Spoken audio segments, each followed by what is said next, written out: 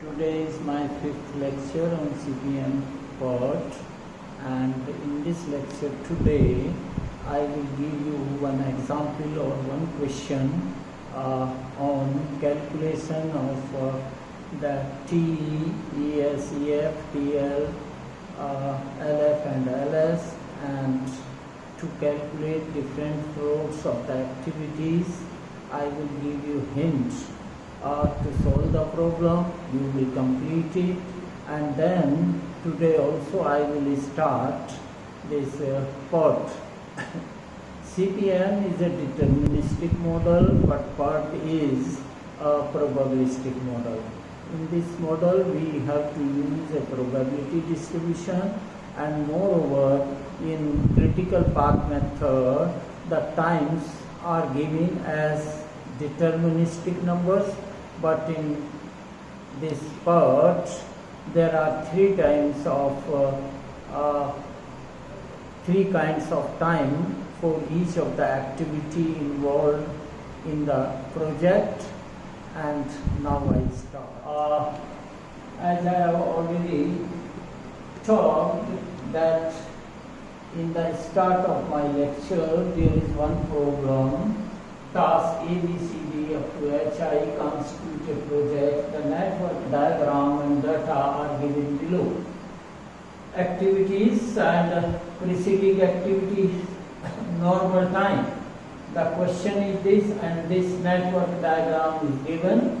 Calculate TE, ES and EF, TL, late finish and late start, and determine critical path and different floats. I have already solved 2-3 questions of this kind.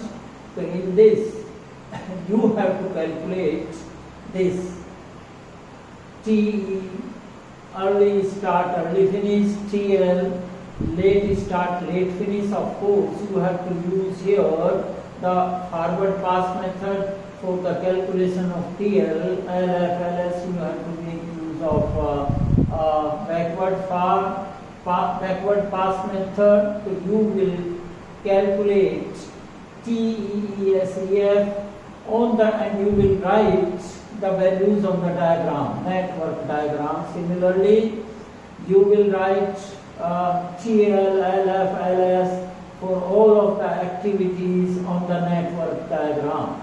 And then with the help of the network diagram, you have to prepare a table containing this early start, early finish, and late start and late finish, and then different floats. And then you have to write the critical path, and then the length of the critical path, or which is the minimum time taken by the project. So you will complete this program, and after preparation of the table containing this early start, early finish, late start, late finish, and then total float, free float, independent float, you will compare your answer table with this table. I have given the table also required for this question. So first you will prepare yourself like this table, and then you will compare. So now I start first. As I have already explained, in CPM we have considered the times of activities as deterministic.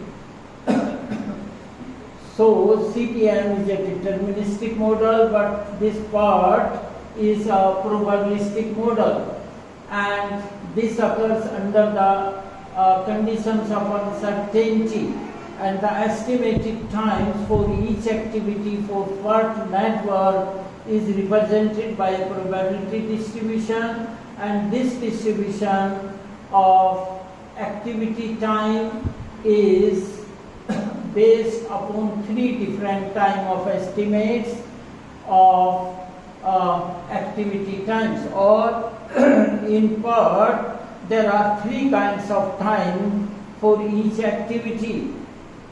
Number 1, the optimistic time. Second one is pessimistic time, and third one is most likely time.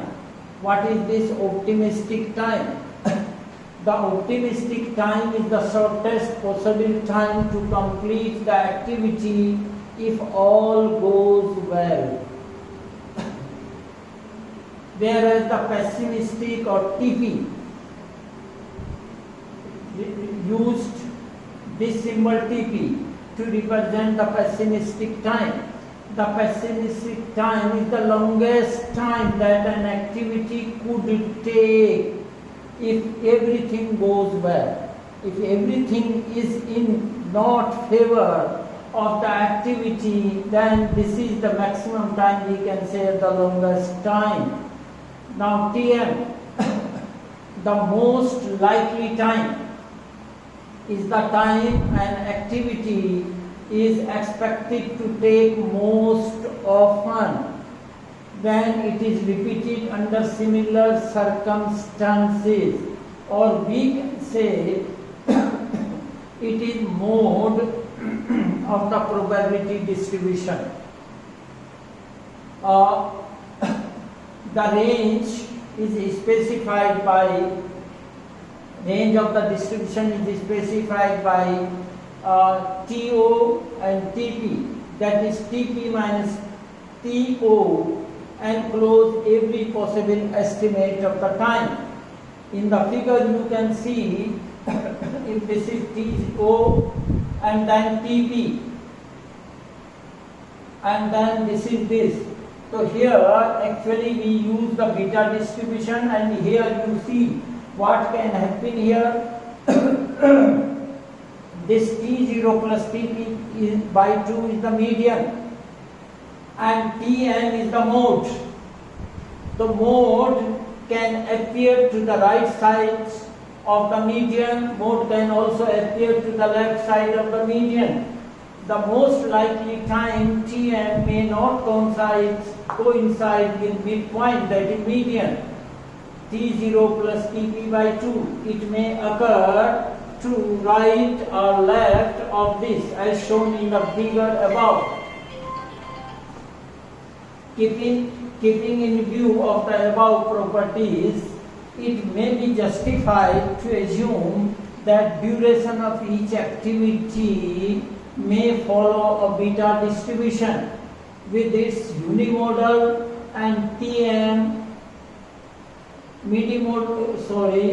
its unimodal at Tm. Tm is the mode value and its endpoints as T0 and Tp. So because of this property we use in part the beta distribution. In part analysis a beta distribution is assumed because it is unimodal, has non-negative endpoints and is approximately symmetric. In beta distribution the midpoint, we check here what is the property there. In beta distribution the midpoint T0 plus Tp by 2 is assumed to weigh half as much as the most likely point Tn. Thus, the expected value of the activity duration mean. So here, this Tm is twice as likely to occur as this T0 plus Tp by 2. So in the sense we can define here the weighted mean. If the weight given to this T0 plus Tp by 2 is 1, but we have to give the weight 2 to this Tm. And now the weighted mean or simple mean we can say is T0 plus Tp by 2 plus 2 Tm over 3, 1 plus 2, 3, or simplifying this T0 plus 4 Tm plus Tp divided by 6. So this is the expected time duration of each activity. For each activity there will be given in the problem 3 kinds of times, optimistic time, pessimistic time and most likely time. And with the help of those 3 kinds of time we have to find the expected value of time for each of the activity using this formula. And then since we know, you have done this in normal distribution also, since almost 99% all values of random variable fall within plus minus 3 times standard deviation from the mean, or fall within the range approximately 6 times standard deviation. Sigma is the standard deviation, or I am saying sigma is the standard deviation.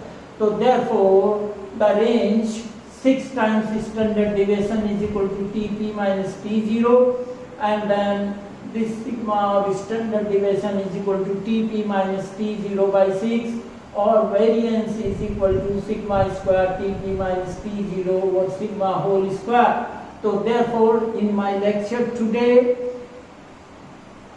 I am explaining how to calculate the expected value or expected time value for each of the activity based on three kinds of times: optimistic time, pessimistic time, and most likely time. So this is T, and then how to calculate the variance of each of the activity. Variance of each of the activity will be calculated by this formula, and standard deviation is positive square root of variance. So this is enough for in my today lecture. Thank you.